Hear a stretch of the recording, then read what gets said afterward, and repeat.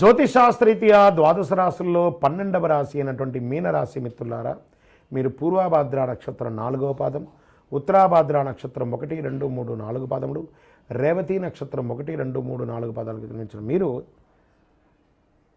మీనరాశి వారిగా పరిగణించబడుతున్నారు. ఈ నెల మీకు శుభాశుభ ఫలితాలు అంటే ఏళ్ళనాటి శని 12వ స్థానంలో సంచరిస్తూ మీనరాశి వారికి నెల అంగారకుడు శుక్రుడు 10వ ఇంట్లో ఉండడం, సూర్యుడు బుధుడు కలయిక బుధాదిత్య యోగం ఏర్పడుతుంది.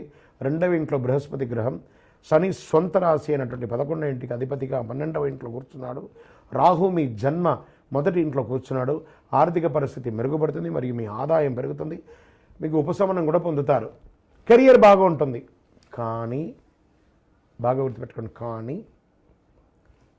నోరు అదుపులో ఉంచుకోక తప్పదు. ఎదుటి వారిని కించపరిచి మాట్లాడకండి.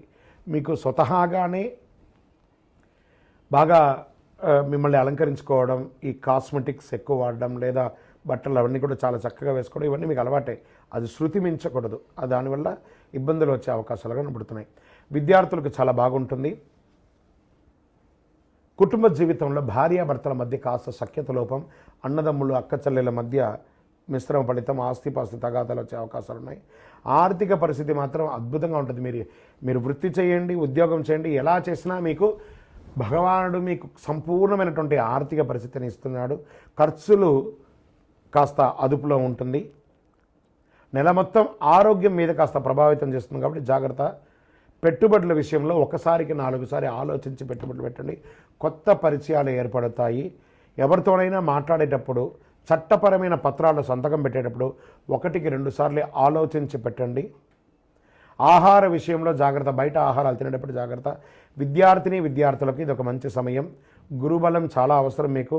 వ్యాపారస్తులు కొత్త ప్రయత్నాలు చేయకండి. ఉన్న వ్యాపారాలే చాలు. డ్రైవింగ్ లైసెన్స్ లేదా ఇన్సూరెన్స్ ఇవన్నీ రెన్యువల్స్ ఏమైనా ఉంటే కూడా చేసేసుకోండి. కళాకారులకు చాలా కలిసి వస్తుంది. ఇండస్ట్రీస్ వాళ్ళకి ఇది చాలా మంచిదని చెప్పచ్చు. వాహనం నడిపేటప్పుడు చాలా జాగ్రత్త. ఐటీ రంగం వారికి, సినిమా రంగం వారికి, బ్యాంకింగ్ సెక్టార్ వారికి, డిఫెన్స్ వారికి, పోలీస్ వారికి ఇది ఒక మిశ్రమమైనటువంటి ఫలితం కూడా చెప్పచ్చు. రాజకీయ నాయకులకి కాస్త గడ్డు కాలం అని చెప్పచ్చు. వ్యవసాయదారులకి చాలా బాగా ఉంటుంది. మీ యొక్క వ్యక్తిగత జాతకానికి కింద వాట్సాప్ ద్వారా ఆ నంబర్కి సంప్రదించి మీ వివరాలు పెట్టచ్చు.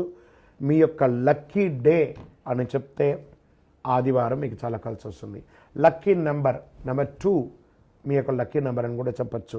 అదృష్టం కలిగించే రంగు పింక్ మరియు రెడ్ కలర్ మీకు చాలా కలిసి వస్తుంది.